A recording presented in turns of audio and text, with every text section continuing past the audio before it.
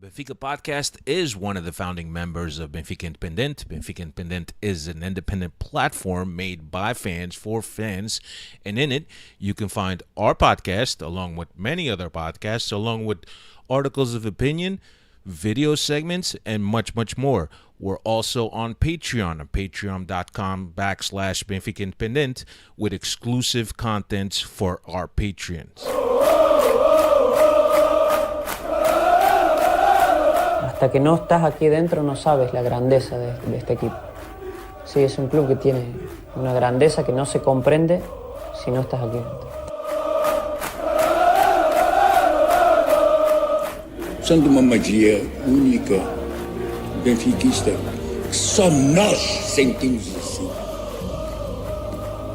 Por muitos desgostos que possamos ter, valores mais altos se levantam. E o valor mais alto que se levanta em termos futebolísticos chama-se Benfica.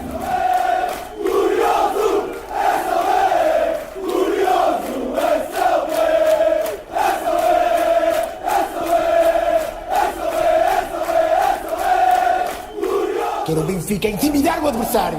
Quero o manto sagrado entrar com vocês em qualquer estado. E estamos, pá! É isso que eu quero!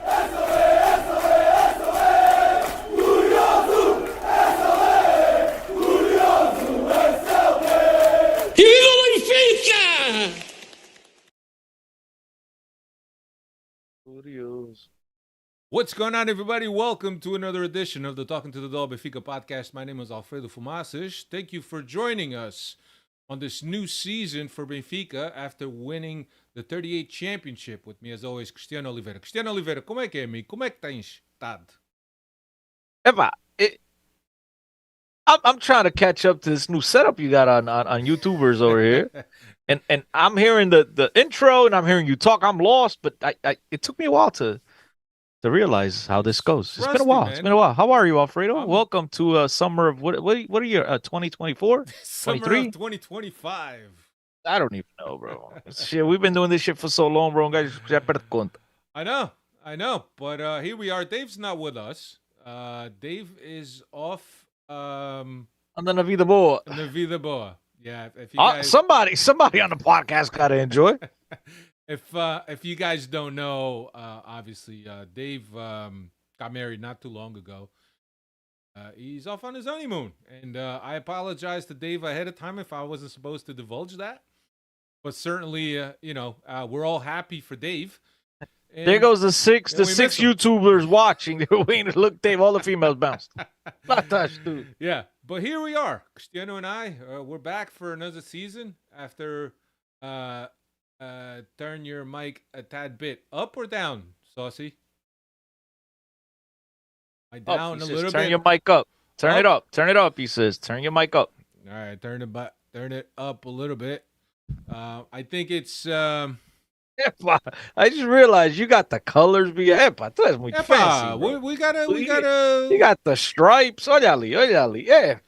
Yeah. Let us know how the sound is now. I turned it up a little bit. I don't want to blow it out, but I turned it up a little bit. It's a new setup. We're still trying to get used to this, or I am trying to get used to it. But here we are. As you can see by I'm dedicating this podcast to you, Alfredo. See, yeah, it's like you're pointing to me. Yes, it's all you, brother. Awesome. So here we are. 490 is the episode that we're up to. It's been a while since we've been here, right? We needed this well-deserved vacation, a little break from Benfica land and all the bullshit that surrounds Portuguese football. But here we are, strong. We're excited about the season. I don't know. Are you excited about the season, Cristiano? Yeah, I'm just laughing at us. These guys said those blue curtains got to go. Yeah, but I'm actually in a spare bedroom. I got to be honest with you. I got so accustomed to the good life that I completely forgot we had a podcast today. So I must apologize to everyone. We're late today because, as usual, 9 out of 10 times because of me, or maybe 10 out of 10. 10 and a half out of 10. But most of the times because of me. So I completely forgot. So I apologize. Alfredo had to wake me up and said, "What are you doing? We're ready to roll." So But nonetheless, yeah, Alfredo, I'm listen, man. It's Benfica season. It's Benfica time, bro. How could you not be excited? Every single year, no matter what the outlook of the club is, no matter what the expectation is, we turn up and we do this. We come out here to talk to each other. Sometimes when it's good times, it's enjoyable. When it's bad times, it's that whole therapy thing. But nonetheless, man, it's another Yeah. season. Benfica looks ramped up. Looks like we finally have some big time difference makers. I know there's still a couple changes that need to be made, but I'm pretty sure we'll talk about that here on this podcast. Yeah, no, like I got to be honest, I was a little bit worn out towards the end of the season. I debated on whether or not we were going to continue with the podcast, but man, once those players start showing up for preseason, and you start thinking that the full season is just a few weeks ahead, man, that excitement grows in your belly.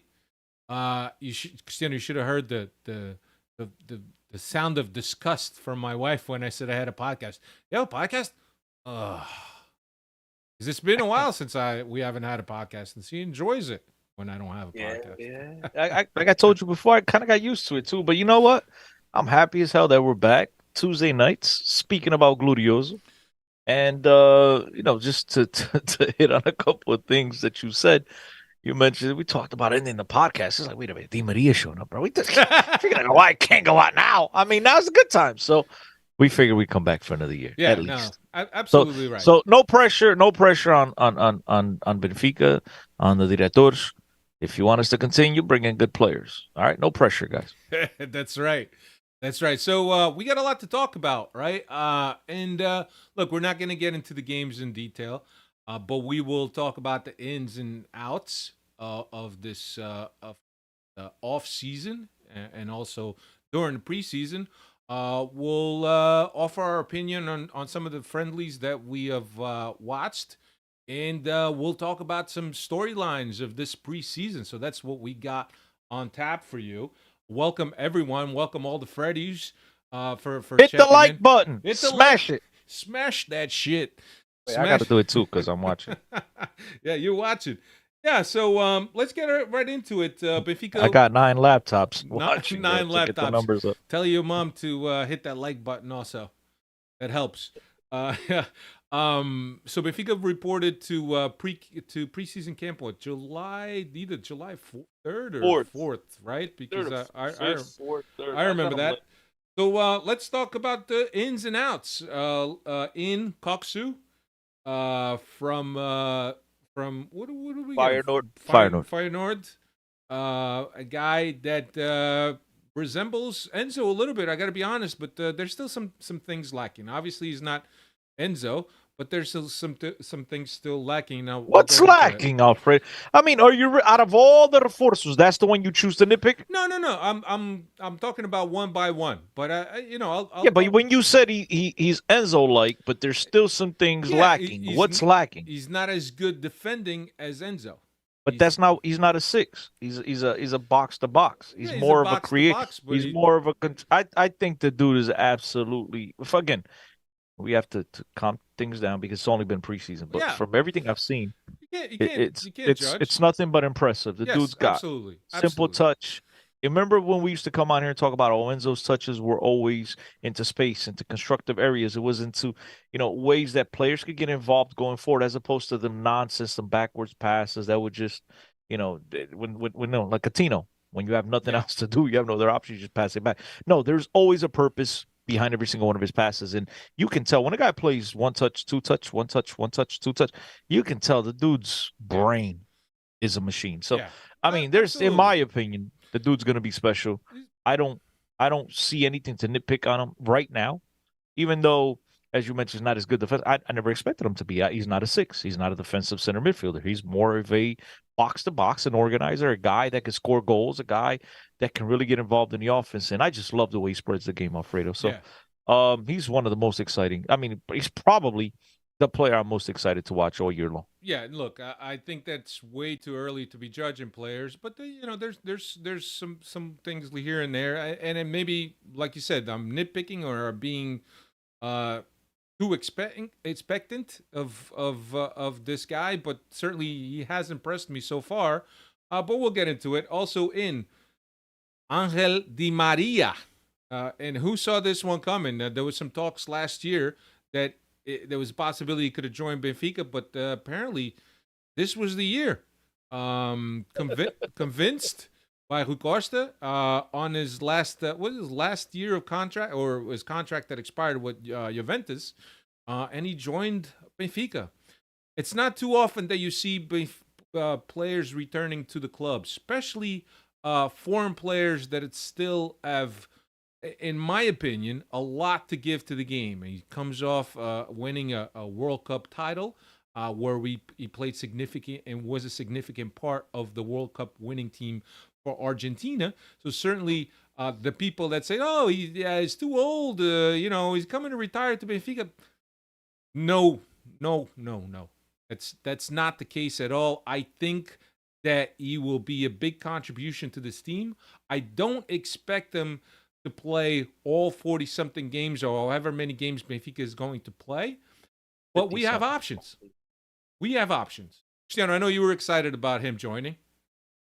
Yeah, I mean, I just can't see why anyone would criticize this signing. I understand he's up there in age, but he's a player that's still at the very top of his game. Yeah. A player, as you mentioned, was just a crucial part of Argentina winning the World Cup. A player that everywhere he's been, with the exception of Manchester United, everywhere he's been a key part of those teams. Brings in the magic that Benfica's been lacking in recent years. As you guys know, listen to the podcast, I often complain about Benfica not having not having too many players, or I should say, very few of them, that possess the skill to take players one-on-one and create and score. And this guy he ticks all the boxes. I understand he's a little bit old, but as long as Benfica is able to manage his minutes, right? And when I say manage, look, he doesn't need to play against the Shav. Or maybe Shav's had a pretty decent year last year, if I'm not mistaken. But you know what I'm saying? The Shavs of the world. Yeah, those types of teams, as Gil Vicente, the Pasto Ferreira, the teams that just got promoted that will most likely struggle. He doesn't necessarily have to play those games. He might not even need to travel. Manage his minutes, play him in crucial games, because Benfica, as we stand, and obviously there's still, 6 weeks left in the transfer window. So a lot of things can still happen. But as we do this podcast here on Tuesday night, July 25th, no, there's only 5 weeks. July 25th, there's a week or so. It's 5 weeks, guys. As we stand here, a lot of things can change. But look, right now, the current roster has a ton of different options that you have the luxury of telling the Maria, bro, you don't even have to travel this weekend. You're good. Don't worry about it. We're going to give a couple other guys some minutes in order to get them to develop, in order to get guys happy, because you want to maintain a happy locker room. And by giving them minutes is how you maintain a happy locker room. So, look, I think there's everything to gain from this. Yeah. I understand some people are a little bit upset, but big clubs upset about what, dude? Bring in players that are a little bit old. He's gonna bring in that attitude, that professionalism, and hopefully the younger guys can look up to him. As I mentioned before, this guy's won everything there is to win. I don't think he's won the Champions League, right? I don't know. No, he won it with Real Madrid. What am I talking about, dude? I'm on crack. Sorry about that. I'm stupid. They won like 3 in 4 years or whatever. But I'm stupid. But he's won everything there is to win. So the youngsters will look up to him. You know, Benfica has that train coming up from Seychelles. A lot of these guys have been watching the Maria play since they were babies. And so I think, look, man, it's a very positive signing. Let's hope that he stays healthy. Let's hope that he maintains his level throughout the year. Because, again, this is one of those players, as you mentioned before, there's players that return to Benfica, but never the foreigners. And correct me if I'm wrong. And you guys in the chat, please correct me if I'm wrong as well. What was I going to say? What the hell was I thinking? I just read the comments and I'm thinking to myself, I know Real Madrid. I said that, and then I forgot what the hell I was saying. Oh, correct me if I'm wrong. I don't recall Angel Di Maria over the last 10, 12 years since he's left Benfica mentioning a dream return. I would love to play. He stayed quiet. He's not one of those guys like you remember David Luiz and all these guys. Benfica is my love, my love, my love, my love. He kept it hush hush, and now here he is. So credit to him and credit to his people. I'm pretty sure he had options in MLS. He had options in Saudi Arabia, and he chose to stay in Europe. And look, hopefully he's got a big season ahead of him. Yeah, and look, I like the style, right? Because a lot of times those guys, they're kind of just they're fishing. They throw their line out there, and hopefully there's a sentimental feeling from Benfica. Oh, let's bring this guy back for nostalgia. But certainly not all guys are going to be worthy of this team or be able to come in and give the contribution that I believe that Di Maria can give. And certainly, like you said, a guy that's won it all, a guy that has played in the biggest leagues in the world, in the biggest stage in the world, brings a lot of experience, right? Oftentimes we go into big games and we lack guys with this type of mentality, the type of mentality that is like, I'm not I'm not scared of playing against this team or playing in this stadium. That's the type of experience that Di Maria brings. And whether he plays a lot of games or whether he plays just key games and plus some, I think he's a welcome addition to this team. And I don't think anybody should be upset that we signed Di Maria, You'd be regardless of his surprised. age. You'd be surprised. Well, and I think that that Benfica fans tend to be a little bit all over the place, opposite ends of the spectrum. There's no middle ground sometimes, and I think that he will prove time and time again that he was a good signing for this season. And regardless of whether he's going to be up there in top in terms of the players that make the most money in the roster, I still think that he's got a lot to add to this Benfica, and he's welcome. He adds to the depth. Now Roger Schmidt can look at the bench and say, "Oh, I got Di Maria on the bench. Let's go." But yeah, welcome addition. I think everybody's excited about him. I think everybody's excited about seeing him play. And good for him. Well, even if it goes wrong, it's 1 year deal. It's not the Yeah. end of the world. We're not signing guys to 3-4 year deals. So look, I don't anticipate it will go wrong, but look, Benfica's doing the right thing, bringing these Yeah. experienced players in. The excitement is going to be through the roof. The ticket sales, everything. I mean, not that Benfica was struggling selling tickets anyway, but nonetheless, you could still negotiate new sponsorship deals and all that stuff. It's just, to me, I don't understand how people really want to kick this and knock it. But yeah, Alfredo, I'm excited. I'm extremely excited. I thought it was great. I thought the presentation of him on the little veranda at Stadio Luge, I thought it was great. There's obviously a sentimental aspect to this whole thing.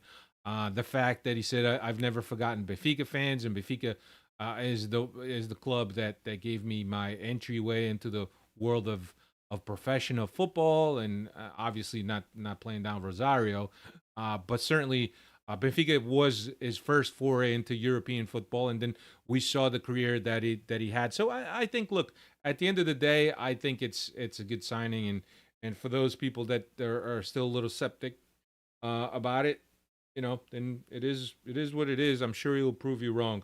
The other guy, Alfredo, let's ahead. give some of our Freddies some love, man, Go ahead. because You it's want to read some first questions? podcast of the season, and these guys are turning up. But just to keep it in this subject before I head on to everything else, Wizdro says Di Maria will probably end up top 3 best goal scorers this season.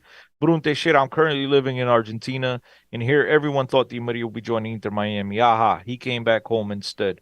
Yeah. Saucy says RS Roger Schmidt is going to have a harder time managing egos and player rotations than actual on the field managing. Continue mentions that he went to Real Madrid. Yes, I know. I don't know what the hell I was thinking real quick, but it was just one of those mental lapses that I made up for it real quick. Yeah. Saucy again says everyone happy to see Di Maria at Benfica except the Rosario Central fans. Who else? Well, Nick Valadon says it's been very exciting off season for sure. Sheik Marcelino has a comment on Jurassic, but I'll talk about Jurassic Park in a second when you mention them. That's it. So Yeah. so far, continue Benfiquista once again. Good evening, Ninja. It's a Cristiano Mostra Cara. But yeah, man, it's our Freddies are back. It's the best part of the podcast, to be The brutally honest with you. Freddies the are back. best part of Freddies the are back. podcast. Look, Hit the like button, hit all the 6 of you. Smash the like button. Yeah, the next one was Jurassic that we got for the left back position. So we were thin after Grimaldo left, so we needed to get somebody. He wasn't our first choice, but certainly a a second or third choice. And I'll talk a bit about him as we discuss the friendlies. Going out, Veríssimo went on loan to Corinthians. They just arrived in Brazil today. Dantas went to AZ Alkmaar on loan. Henrique Araújo went to Famalicão on loan. And we sold the fan favorite Gilberto Carlos to Cruzeiro. So I think some cleaning up here. Certainly, we looked at the center back situation, we're thinking we're definitely one heavy. We saw that Benfica had refused offers from Fulham for Morato.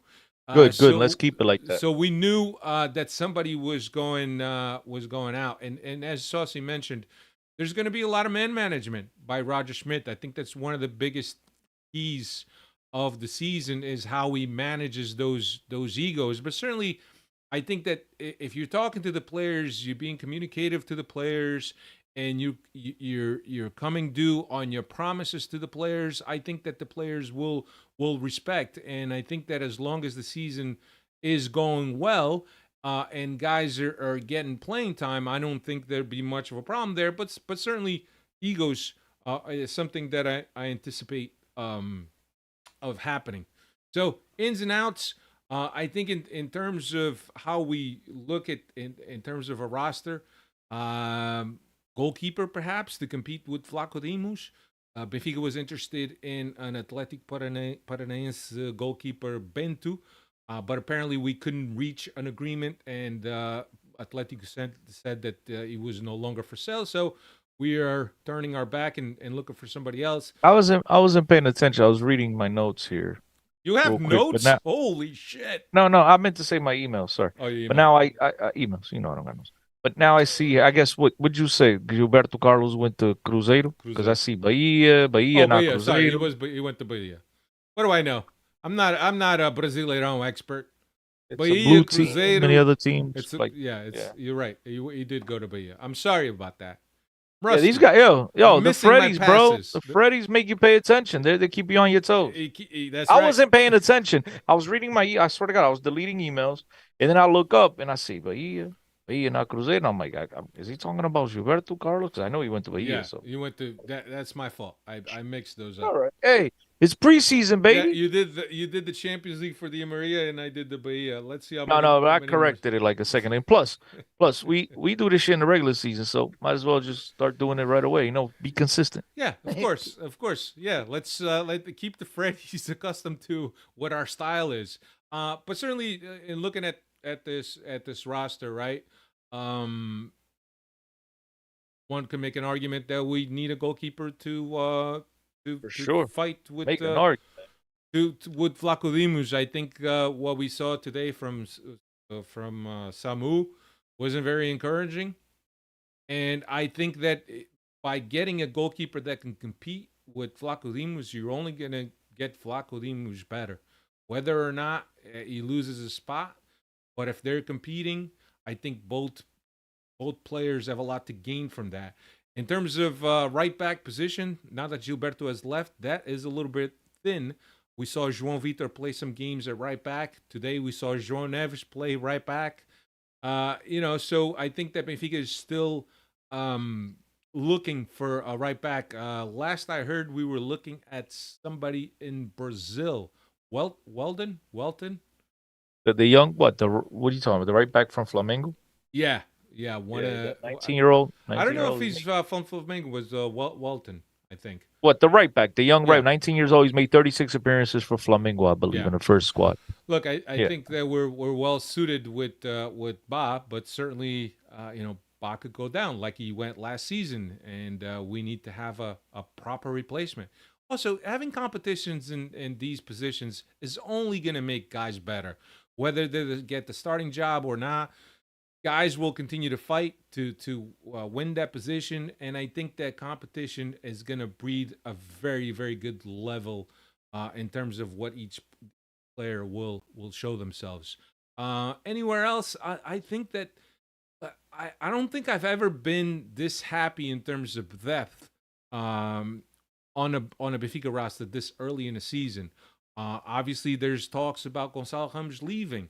My only hope is that he doesn't leave on the last day of the market and Benfica is caught with their pants down, much like they were with Enzo.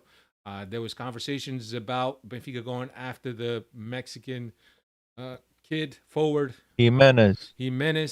but that's kind of cooled down also. So I wonder if Benfica has a few guys just on a waiting list to see if this Gonçalo Ramos thing progresses. But certainly, I was at your house yesterday, Chris, and we were talking. And one of the things that I mentioned, and looking at this roster up and down, and aside from the positions that we're a little thin on, I think that if Benfica has a matador, a guy that all he does is he's got a nose for the goal, can score a goal, can finish on a consistent basis, Benfica is at another level. I'm a fan of Rams, obviously, but I think that sometimes he lacks consistency.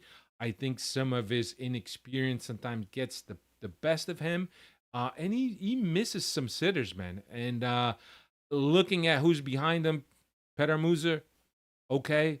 I don't think he's gonna get the starting spot from Gonçalo Ramos. Tankstead, I think that when I look at all the players that have played this preseason, Tankstead just really looks like he doesn't fit, really. Yep. So I don't know what Benfica is planning on doing with the forward line, but certainly I think that Gonçalo Ramos is going to go. Also, if you look at what has gone on during the seasons, very, very, very rarely does Benfica not sell a player. We need to sell the player. That is our livelihood. Is we got to profit from Calma, these man. deals. Calma. Calma. Yeah, calma com isso, bro. I mean, I think I said it towards the end of last season, man. Benfica, in terms of finances, I mentioned to you, bro. You sold Denzel for 120. You got 90. You sold Darren for like 100, right? That's 200 mil. Then in back-to-back years, you made 74 million in Champions League. That's 140 plus. That's 300. I mean, if there's every year that Benfica doesn't need to sell a player, this might be it. Now, Domingos Suarez Oliveira and all these clowns might want to keep telling you they need to sell them because they want you to believe this. They want to be able to sell and get their commissions, and they want the fans to believe that Benfica is dependent on it. But my gosh, if you need to sell players after making 340 million, I mean, what the hell's going on? I mean, there's something really wrong. Well, I really think that's just smoke in the air. I do think that there is a possibility that Gonçalo leaves, but that's only because it's today's nature. You know, players want to go for bigger contracts, want to go to better leagues, and then when you have the likes of Jorge Mendes involved with your club negotiating players in and out, that's obviously always going to be a topic until the transfer window closes. You mentioned that there were, you don't recall having this much depth on the squad. And I see a hole at goalkeeper. I don't have a backup right back. I don't know what's going on with Jurassic Park. And before I touch on, I want to go back and read Chico Marcelino's comment, which was Jurassic has all the technique of a Pino. That's a cone, ladies and gentlemen. And the defense's position is also terrible. A lot of work to do there to justify the investment. Yeah. And so talking about investments, justifying the investments, talking about different players. You mentioned Tankstat. That's 7 million. Jurassic, 14. That's 21 million down the drain. I don't understand what Benfica was doing. And again, it's early. I have to be fair. It's very early. But based on what I've seen so far, and this is for those of you that listen to the podcast on a regular basis, you're going to understand it. Those of you that don't, you're going to think I'm crazy. But based on what I've seen so far out of Jurassic, I'm going to miss Grimaldo. Yeah. Look, I'm going to totally miss Grimaldo. I think that I look at him, and everybody points out that he's a great going forward. He's a guy that does piscinas all day long, back and forth, but his defensive game leaves a lot to desire. I look at him, and maybe I'm looking at him in the same light of Ba last year, where he took him a little bit to kind of get into that groove and really be the one guy that we said, yeah, this guy is a starting right back. Forget Gilberto and anyone else that's competing. This guy. So maybe Jurassic with some work, He needs a lot of work on the defensive end of the ball. Maybe he'll get there, but certainly when you pay that much for a player, the expectations are going to be high. But then again, if you're Benfica and you're selling players for 100 mil plus, when you're buying, now teams want you to pay too. You're not going to get bargains. It's Well, if very that's the simple. case, then your scouting department really needs to be on their game. I mean, you can't justify bringing in a tank stat who so far has looked out of position. You're bringing in a guy like Jurassic who does not look like, the type of player that fits into what Benfica wants to do.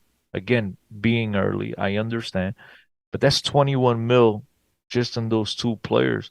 Um, and I'm just hoping that Jurassic becomes a real deal. I don't see Tankstad getting a lot of playing time. I honestly believe that Benfica needs another striker to compete with Gonçalo Ramos because I don't trust Musa much. No. I was actually on the phone with somebody today, and I mentioned if these rumors are true that teams are interested in buying Gonçalo Ramos for 80 mil, I suggested throw in Musa and Tankstad, and you get the three of them, and then you go spend that money and get two quality strikers, that could absolutely make the difference. I don't think it's enough. I love Gonçalo Ramos' work ethic. I love his commitment. He's a guy that's kind of gained on me, as you know. I wasn't exactly his biggest fan at the beginning, but I've started to appreciate some of his qualities. It is very concerning, though. Last season, if you guys recall, what the last 2 months he went through a hard struggle. Yeah. Where he wasn't scoring goals, and you saw Benfica's performance, dropped because when you're leading goal scoring, your striker, the guy that you go to score goals, is not scoring, and then everyone starts pressing. Then all of a sudden, Rafa went, I don't know, 9 months or seems like, or whatever the hell it was, 6 or 7 months without scoring a goal. He went a whole ronda without scoring a goal in the Primeira Divisão, in the first Portuguese first division. João Mario stopped scoring. All of a sudden, the pressure started to weigh on guys, and Benfica can't have that. Yeah. Benfica needs to have a reliable backup to Gonçalo Ramos and we hope he doesn't, ladies and gentlemen, but if he goes into these funks, and at the same time, as we know, injuries happen and whatnot. And so I believe Benfica is the type of club that doesn't spend like the Chelseas of the world, but I believe Benfica should be one of the clubs that has two players per position, like Jose Mourinho used to say, if you want to compete on all fronts, you got to have two players per position, two guys that you could swap, interchange at any time, and you're not really missing a step. And I do think that if Benfica is to sit a Gonçalo Ramos, or Gonçalo Ramos to pick up a growing pull or a thigh, whatever it is, any type of injury, the level of his replacement is nowhere near. And we're talking about a player that he himself is very inconsistent. He'll score the impossible and miss the easy stuff. So I do think that there is not as much that on key positions. But yeah, we have a tremendous amount of quality. I think Coxu's magnificent. Yeah. I think I think Di Maria, I mean, obviously we spoke about him before. I do think we have sexier pieces on the board. Now it's all up to Roger Schmidt to decide, are we better with Florentino and Coxu in the middle and Arsenis on the left, which I don't like? Or should we play Arsenis in the middle with Coxu and just make Arsenis the destroyer? We don't need him to go forward. We don't need him to score goals because we have plenty of firepower on the opposite end. I think they should concentrate on getting themselves a right back. Benfica needs a goalkeeper. As I've told you guys last year when we did the buy, sell, loan, keep, whatever it's called, I said to loan Samu, I don't think he's ready to play at this level. Yeah. Benfica should absolutely bring in a goalkeeper to challenge Vlaco Dimos at this point. And I mean, if it was up to me, it'd be a guy to take over for Vlaco Dimos. Still, the left back, I like, Ristic. He's got a nice touch. But again, inconsistent. Haven't watched him play. Can't really tell you one way or another that that's the guy I want to see. I know what I've seen so far from Jurassic is not impressive. So there's still some holes. Now, the good thing is, as I mentioned before, there are 5 weeks left in the transfer window. So let's see if these guys that are making the decisions earn their keep. Yeah. No, look, we'll get into a little bit about the right back situation. But let me just get into the next topic, which is the friendlies. And I'm not gonna bore you by talking about the friendlies. I don't even know how many of those friendlies Cristiano actually watched. But we had played games against Southampton. That was at St. George's Park. We traveled to Switzerland to play Basel in a display of Benfica fandom with 20,000 Benfiquistas flooding. What is it? St. Jacobs Park, which is where St. James Park. St. St. James Park. St. James Park, where Basel plays. Then we played Al Nassr for the Algarve Cup, and Celta also for the Algarve Cup trophy that we ended up bringing home. And today we played Burnley. Look, some quick thoughts in terms of what I've seen.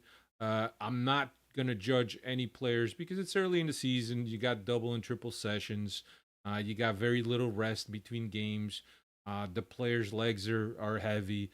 I think on some of these games, Benfica actually trained in the morning and then played in the afternoon or early evening. So there's not much there, but the the the, the principles from last year, high press, dynamic passing, the triangles, the offensive transitions. I think that it's still there. Just needs to be sharpened as the preseason goes on and as we enter the last stages of the preseason. But certainly, it was encouraging to see that style remains there.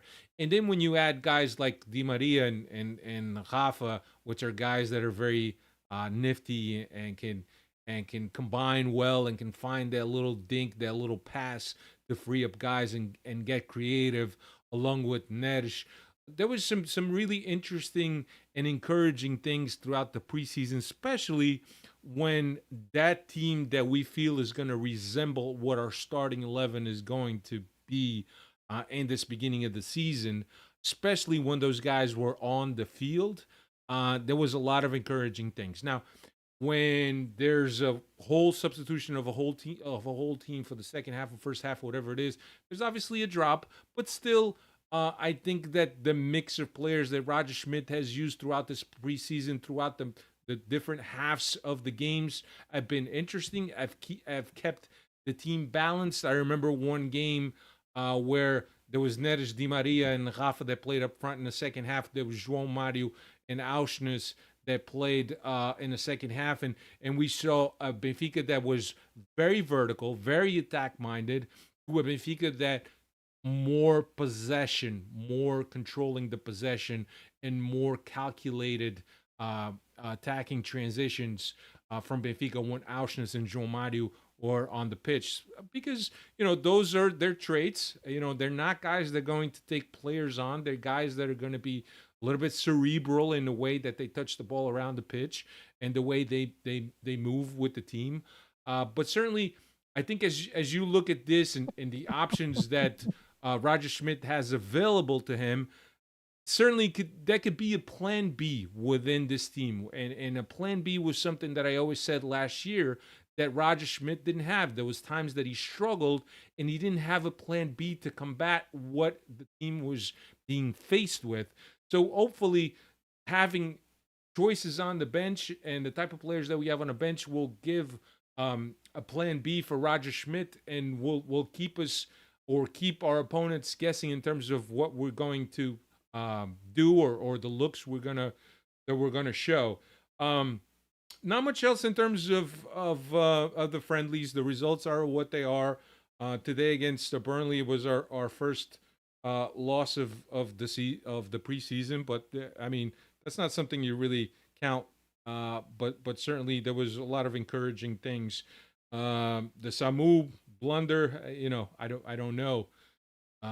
You already heard us here talk about Samu and the need for Benfica to go out. I mean, if you're a young player and you're given a chance and you make a blunder like that, man, that is a death wish. I think he might have just signed his future for the season, Samu, especially if Benfica bring in another player. We got Feyenoord on the 30th. That's 5 days from now as we record this, and yesterday they finally officially announced the Super Cup date, which is going to take It was place. today. Was it Wasn't today? it today? Was it today or No, last night? no, I think it was today. Today. I think it was, if I'm not The, mistaken, it was this morning. They finally announced it was the 9th. Yeah, I think today yeah, yeah. I the think it's today. 9th of I don't know. I've August. been wrong all day. I'm just sitting here enjoying the comments. Good thing Mike, I guess it's Mike. It's got to be Mike. Mike's like, no, it's not St. Jacobs. St. James is Newcastle. He's right. St. George's Park. But in my head, I So I thought was it's right. St. Jacobs. no St. George's. But I was thinking of St. No, James, you the said St. hospital, the hospital in Newark, No. right around the corner from where I grew up. So it's just St. James. Yeah, but it's no, late. the Basel guys. Stadium is St. Jacobs, I think. Oh, Basel's. That I don't know. Basel is St. Jacobs. Ich já não sei. Where I know Benfica that they played in started Switzerland. preseason St. George's Park in the UK, Yeah. and that says St. James. That they did. Because of the hospital in Newark, where my sister was born, actually. Yeah. So it's right around the corner from where I grew up. So yeah, dude, it's late. It's preseason, guys. We started late. You know, it's first day. It's what is it, July 4th, the preseason. Andamos aqui todos ainda trying to burn off the last hamburgers. So give us a break. Mike saying that you're drinking. No, now you're saying St. Jacobs. I don't know what you're referring to. I was reading comments. Basil's stadium. Oh, Basel I said yes. Stadium. That I don't know. I'm not sure. All right. I thought you were talking about where they started the preseason No, in they started the UK. at St. George's, George's then Park. they went Yeah, to yeah. Basel to That's play why I in said Switzerland. St. Yeah. Yeah, but look, a lot of encouraging things. It's good to see those combinations and Benfica being very creative like that. Everybody likes champagne football.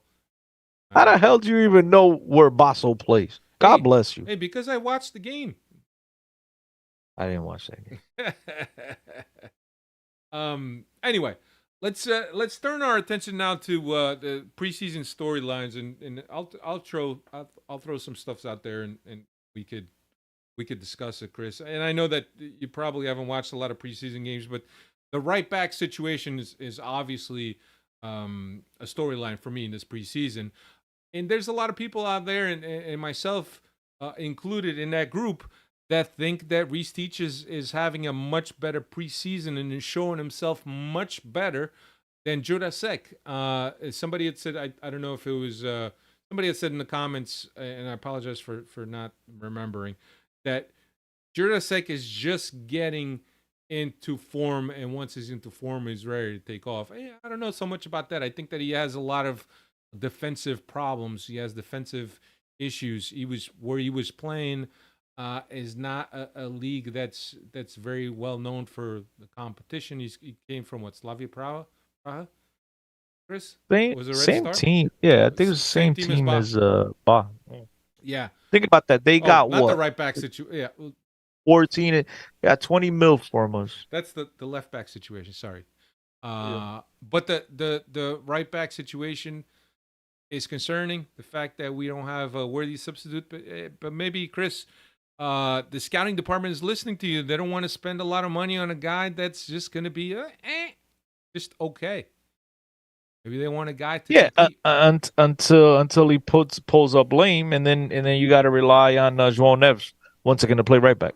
Yeah. So we'll João Neves played right back today. Played right in back the second half, and I think you're a little bit angry. Why doesn't Chiquinho play right back and João Neves? I don't know why the hell you moving João Neves out of position to adapt to anyone else. You crazy, yo! It's João Neves, then everybody else. That's the way I look at it. In the midfield? No, I'm talking about in terms of those backups and everything. Yeah, if I have to make a decision, if I'm taking off my two starters in Arsenis and Koksu, next guy in line's got to be João Neves. It ain't sure as hell it's not Chiquinho. Yeah, João Vitor, as Bruno Teixeira is saying, João Vitor played at right back. Yeah, he did. And he played right back at Nantes this past season in Ligue 1. But Já falas francês e tudo. Yeah, I try. S'il vous plaît. Oui. But look, he's a guy that, despite playing that position, lacks a lot. He makes up for it with the speed. He's our fastest center back by far, from what I've seen so far. He's made mistakes, and his speed has allowed him to correct those mistakes. And certainly now with Verissimo out, I think he's feeling a little better about staying in the plantel. And I think that the Verissimo going to Corinthians, some of that money was exchanged. That Benfica still owed money from João Vitor, so some of that money was exchanged. But certainly, he could be a viable option for right back in last resort. But I would love to have a guy that's going to compete with Ba. Cristiano, the goalie situation. I think we both agree that Benfica needs to go get a goalie that can Well, I've been saying that for what, 4 years now? It feels that like. could compete with Vlaco Dimos. But let me ask you this: Vlaco Dimos is not going to react well to being benched. So But dude, I honestly, I had this conversation with somebody the other day about the goalkeeper situation. I honestly do. If Benfica does go ahead and gets themselves a goalkeeper, a starting caliber goalkeeper, a guy that has all the attributes that Benfica looks for in a goalkeeper, a guy that's ready to come in and play today, I believe there's still enough time to send Vlaco Dimos packing. There's still enough time to sell him elsewhere. So, I'm not really too concerned about players' attitudes if I no longer count on you. It is what it is, man. Look, yeah, you're at a big club. You're always going to be on your tippy toes challenge. because there should always be another guy around the corner ready to take your spot. And this is the one place, the one position on this roster, at least for the last 3 years, if not more, where it's just been one guy.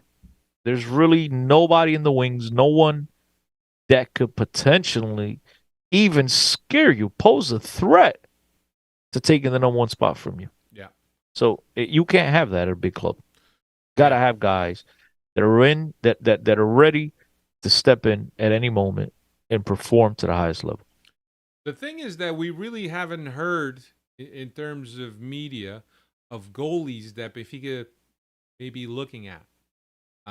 We've heard about right backs, we've heard about center forwards, but we really haven't heard about goalies. Maybe after today, and after what Samu did in this game, maybe it's something that Benfica needs to elevate in terms of the priority list. We'll just Yeah, have to but see. Alfredo, you know how I felt. You know how I feel and how I felt. I mean, I've said it last year. I think Samu should get loaned. I think Benfica should bring in a starter and should bring in a number two goalkeeper, a guy, I don't care if he's 36, a guy that's just here to be a backup and be a mentor to the other guys. I believe that Benfica should do that because Samu's not ready to play. Kokubu, forget about it. The kid André Santos, I Andre think André Gomes. Santos, André Gomes, whatever, he's injured, He's right? And but he's he's he's still still he's he's like still 3 way too raw years. and too Yeah. young. He's 3 years Exactly. away. So, from what I was told, from what I was told, was that they think Benfica doesn't want to go ahead and invest, or it's not even about the investing, but acquire a goalkeeper who is a solid goalkeeper, good enough to start, but a guy that Benfica has to commit the next 3, 4, 5 years to because they really believe in the kid André Gomes. Yeah. That's the kid that they want. So they're kind of just biding their time and having Blanco hold the spot for until this kid's ready to take over. But that's still a while away. Still a while away. And Benfica needs to win today. So I do believe they should bring in two goalkeepers, to be brutally honest with you. Loan Samu, um, sell Vlaco, bring in two goalkeepers. That's always been my thought. I mean, go back to our last podcast of last season. Yeah. Without a doubt. The other thing that I want to talk about is the center midfield situation. I mean, we know that Kokshu is a starter, uh, but who plays with Kokshu? Is it Auschnitz? Is it Inu? Is it João Mario? That is the biggest question in terms of Benfica's midfield. Who's going to pair up with Kokshu? And certainly the players that we have offer different things. Tino could be that ultra defensive guy, but in terms of distributing the ball, in terms of managing the rhythm, in terms of helping out with the pace, he's not that guy. Obviously, we got Kokshu for that. João Neves, we know what he could bring. He's a little worker bee that just works good on the ball, sees the passes, doesn't give up a fight or doesn't run away from a fight, I should say. Auschnitz, was only deployed in the middle of the park today out of all the games that we've seen him play. So the biggest question right now is for the Super Cup, and maybe the Feyenoord game will be an indication who will be the starting midfield duo. Who's going to be the partner for Koksu? Kenu, in your mind, you Roger Schmidt, who's Koksu's partner? I would do everything I can to play Arsenis back there. I need Arsenis on the field at all times because the dude just a footballing wizard. He's smart. He understands the game. He reads the game well. Plays simple. He's a guy that will do all the dirty things need be to make to get his team to the next level. And I don't like to see him on playing outside on left. I understand you're gonna tell me, well, Roger Schmidt wasn't really employing him as a winger because he's cutting in, and then Grimaldo was going up doing. Well, we no longer have Grimaldo. Um, Well, so you I got do think Jurassic that Park. He could go up that wing. he But could go up. Just I, listen, I could go up too. Don't mean I know what the hell I'm doing or I'm any good at it. I yeah, That's not even compare. But yeah, I think if it was up to me, I would initially give the starting nod to Ausnes to play alongside Koksu and then go from there. I mean, because let's remember, in a lot of games, with the exception of the Bragas, the Portos, the Sportings of the world, you don't really need Tino. What do you need Tino? You don't need a defensive center midfielder. You're gonna be in possession in 80% of the time. 80% plus of the time. So you just need guys to rotate the ball and be able to create and open up space for their teammates and thread a ball if need be. And Tino's not that guy. yeah. No, he's not. But I think that the options that we have are well rounded in terms of what we're trying to do. Like you said, a lot of 90% of the teams that we play in the Tugão, uh, we don't need a holding midfielder. We don't need a destroyer. So maybe that's where the plan is going. And certainly, I agree with you in terms of Auschwitz. He's too smart, cerebral of a player to be on the bench. And I think that is one of the reasons why Roger Schmidt deploys him on the left is because he doesn't want to be deprived of a player like Auschwitz. But it begs the question: who are we gonna? Are we going to sit Neres so Auschwitz could play on the left? I mean, there's a lot of things. It's not just I don't look. I don't even think the question is net, Alfredo.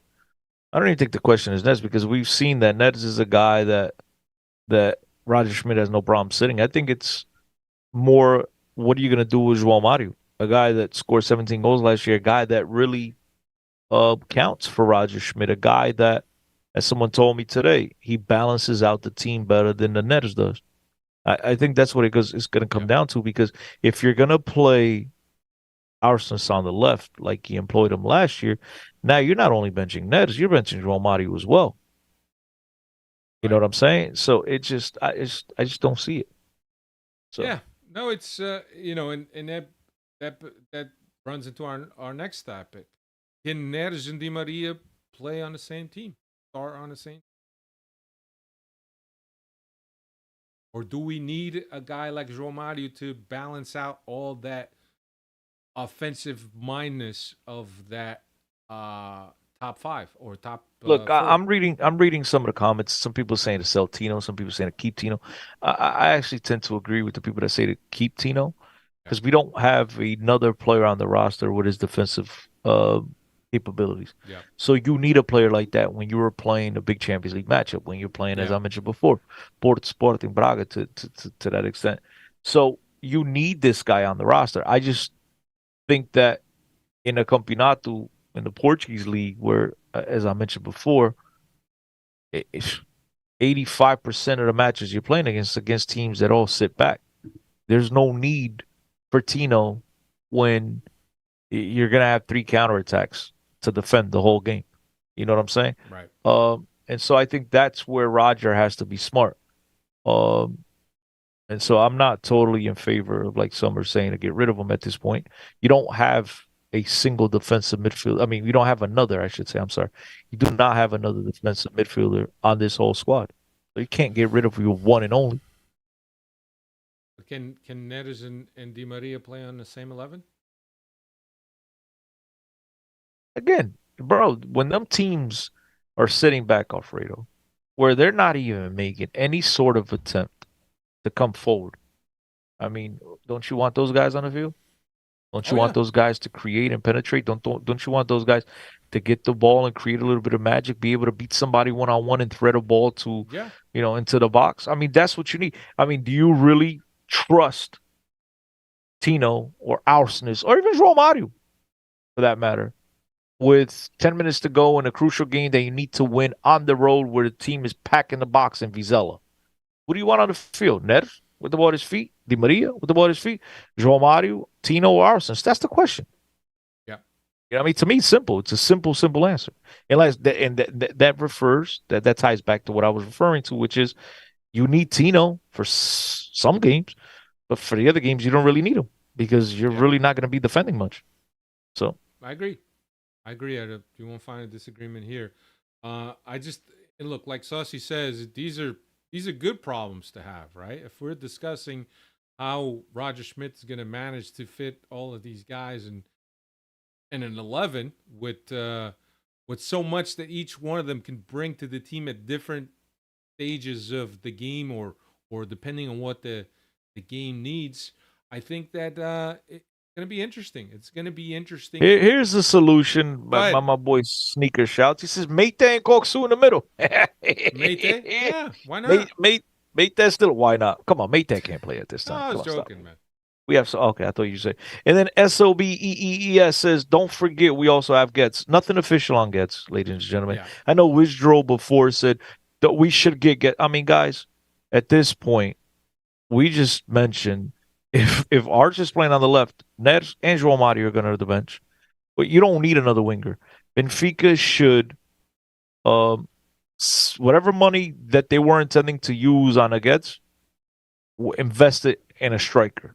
Go get a striker. This type of salary, the guy's going to be one of the top 5 highest paid players on the team. Invest that type of salary on a guy that's going to get the ball in the back of the net. You don't need more options right at this point on the wings. And then don't forget, you still have Chaldru. You still have Thiago Vea, who most likely get loaned out.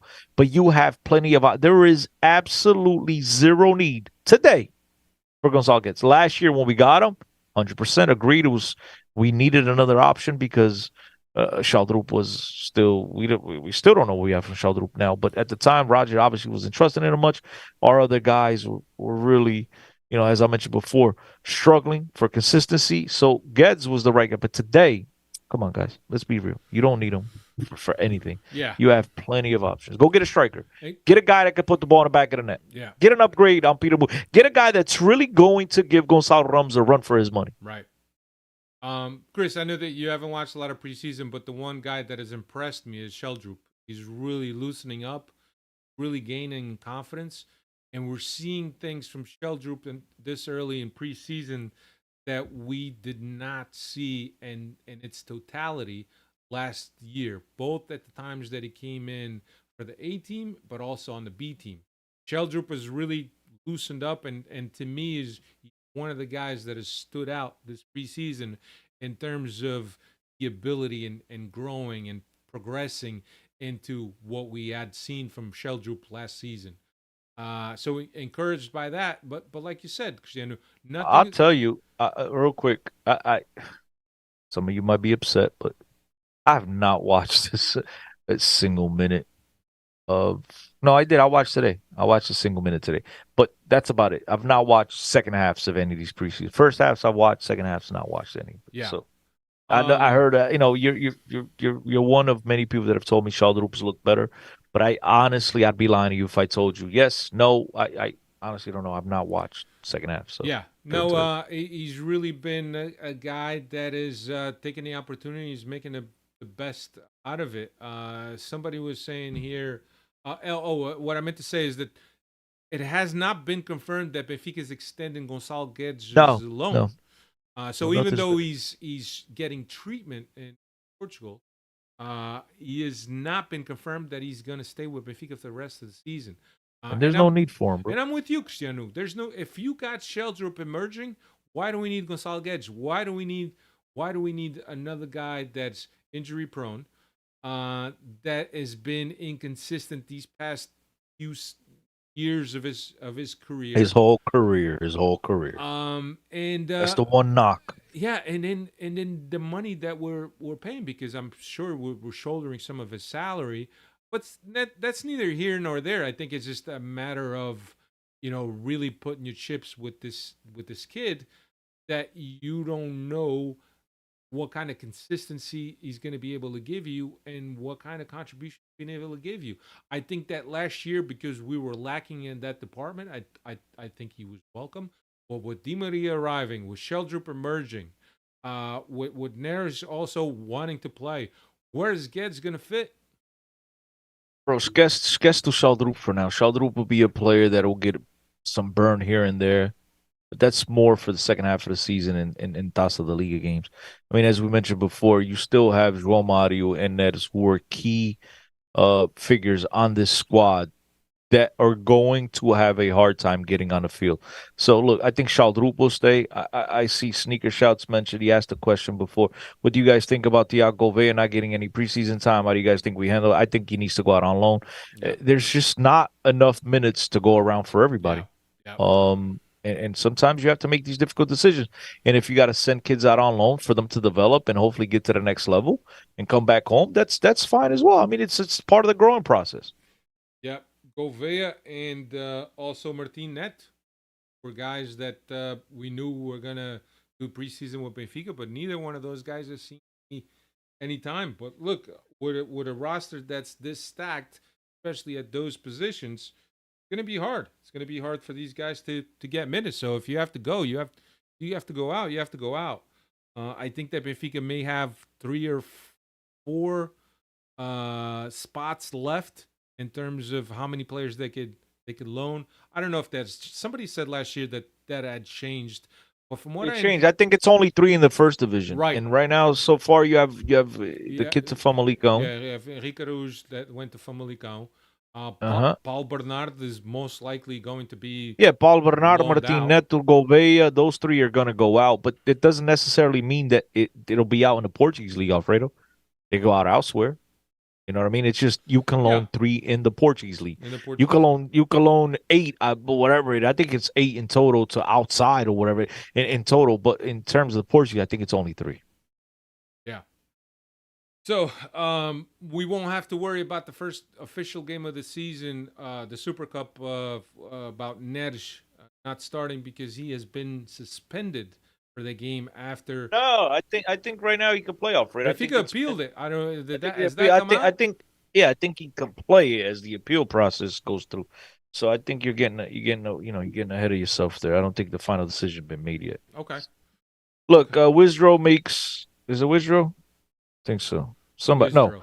SOBES says the big question is who replaces Rafa. You haven't even mentioned him. When we talk about players that play on the wing, players that can play a second strike, there's just too many options at the currently, I should say, at the moment at the club for all these youngsters to play. I mean, yeah, it's just, look, you have to make some tough decisions, but it's all in the pro for the club, all in the best interest of the club. Yeah, and since you brought up Rafa, who is rumored to maybe take a big paycheck and go to Saudi Arabia, has remained at Benfica. Rui Costa has mentioned that Rafa is going to play for Benfica this season. What are we going to see from Rafa on the last year of his contract? Are we going to see a season like Grimaldo, who was playing the last year of contract for Rafa, where he's maybe playing for a contract or maybe playing for a suitor? I don't know. I don't know what we're going to see for Rafa, but certainly there was a lot of periods of inconsistency from Rafa, especially towards the later stages of the season when Benfica needed the output from both him and Ramos and João Mario. Those 3 guys were key guys that were down in form, and Roger Schmidt didn't really have solutions to replace them. So hopefully, with now us being a little deeper, there'll be more solutions. But certainly, I don't know. Rafa is a polarizing player. There's guys that absolutely love the spontaneity and the ginga that Rafa brings to the game, but then he gets in front of the goal, he can't hit the side of the barn. It's just it's just frustrating sometimes to watch Rafa play because we know that he's capable of so much. He's got the touch, he's got the speed, he's got the dribble, uh, but he just can't put it. When it comes to the last touch, he can't put it together, and that is the reason why he stayed in Portugal for such a long time. But I'm curious to see how Rafa is going to approach this last year of his contract, and especially with rumors swirling around already this preseason that there was some interest in Saudi Arabia. So we'll see what happens with Rafa. Another thing that I wanted to mention with you, Cristiano Otamendi has been hurt, hasn't played a minute yet, has been doing treatments since he joined Benfica camp. If he's healthy for the Super Cup, do you play him? Understanding that he's yet to play even a friendly. It's gonna be a tough call. But a guy with his experience, you got to get him on the field in a game like that because we know the antics will be through the roof. To the So yeah, I mean, max. if he's able to play, if he's able to practice by next week and gets in a full week practice where there's no hiccups and you could tell that the guy is 100% or as close to 100% he's going to be, um, you have to play him. But at the same time, I'm very comfortable with Morato. I think the world of Morato. I think the kid's Yeah. got a very bright future ahead of him. I know some people don't share the same opinion I do, but I think the dude's just a monster. So I'm very comfortable going with a guy like that, into a game against our big arch rivals. But at the same time, if Otamendi's healthy, I think the captain will be back there, stamping his authority on the field. Yeah, I think that Murato has had a really good preseason, um, and I'm a fan of his. I think that there's a mental aspect that sometimes, and maybe it's because he's young, that there's some mental lapses on his part. But in terms of strong, dominating They all in do, the man. air, They all commit mental lapses. I yeah, mean, we've seen you name the youngsters on the squad. They've all at one point or another commit gaffes, but that's part of the learning process. And it's just about the way you recover and the way you get back up and you perform your next time out there. So yeah. But like I said, strong. Uh, Very rarely does he get muscled off the ball. On the other hand, the guy that bouncing guy off the ball. He's been good. I think that he's reaching a level, a serious level that he make a case for being a starter. And the one thing that he has going for him is that he's a left-footed center back, and Benfica doesn't have um, any any other left foot center backs besides him? besides him. So it'll be interesting. And Benfica has already turned down a few offers, like Cristiano mentioned. Good, let's keep him. And I Yeah. think that at this point, in understanding that Otamendi is long in the tooth. Also, how many games is Otamendi is gonna be able to give you this season? And maybe it becomes another case that all right, we're gonna give you a day off today or the weekend Yeah, off. he'll be again. They have the luxury. They have the luxury with Moratu, Tony Silva. They have the luxury giving him an off day. But but Otamendi is a leader. He's a natural Yeah, born leader, a guy that's going to want to be on the field at all time. And to be brutally honest with you, Benfica needs that leadership of and his on the field. yeah, Dude just he and amplifies what we want to see in a captain at Benfica. and perhaps the biggest reason why Benfica renewed him was for his leadership. Certainly, he had a good season. He was consistent, but I think that the leadership, and if you guys have watched the Amazon's the Prime Video series about Factory of Dreams, not Factory, no, Benfica's campaign, right, Cristiano? No, it was on BitPlay. You could tell that the leader in the locker room is Otamendi, along with a couple of the guys. But Otamendi is the one that's a lot more vocal. He's in the Vocal, huddles. yeah. But and that was one of the factors why Benfica brought him back was for Yo, his leadership. we got a whole 19 people watching. We only got 8 19 likes. people. Very disappointing. Yeah, there's a lot. There 19. should be at That's a least 19 likes. If there's no, at if least 15. if At least 15. because 3 were yours, right? Because some of them might be sleeping because I'm half asleep, but even mine counts. Look, now we got 20. 20. And yet, All right, here we got go. 8 likes. Here we go. Yeah, look, I think that it's going to be interesting, man, and I think that we're looking at this preseason. I'm excited for the season to get going. I hope that we start the season on the right foot, obviously against Porto. And we'll see what happens, but we're back. We're Yeah, I back mean, here with the this was podcast. supposed to be you know, in early preseason, or for at least the first day. You give a half a day to the fellas. You're already going on 2 hours almost, man. 2 hours. It's an hour and 9 minutes so far. It's going to 2 hours. You're closer to 2 hours, and you know what I mean, than you were to none. Yeah, but We look, got 20 likes now. We got 20 likes now. awesome, Fantastic. I don't awesome, even know. awesome. I don't see them, but that way. Somebody's logging into different computers and different phones and putting likes. That's how it goes. But anyway, we're here next Tuesday. Saucy says, hot take. Morato may be our best center back on the round. Listen, man, I've had this argument with with a few people. Hugo included. And it's gotten heated. I like Antonio Silva. I think Morato has that physical presence that I don't see anyone else on. The dude's just an absolute monster. He's a hard mother now effer, man. it takes more than that to play at the highest levels. I totally Absolutely. understand. But I just don't like the double standard that he gets as opposed, compared to other guys. I think we've seen other guys have bad performances, have bad games, have bad mistakes, and it's not even mentioned. Where with him, yes, he's had a couple of blunders where he misswayed the pass back to a goalkeeper, and yet every time people talk about Morato, the one thing that they keep going back to is, oh, he's got the mental lapse, but the other guys get passes. I mean, it's just that's the one part I don't understand. Now, I do think it's going to be Antonio Silva and Otamendi.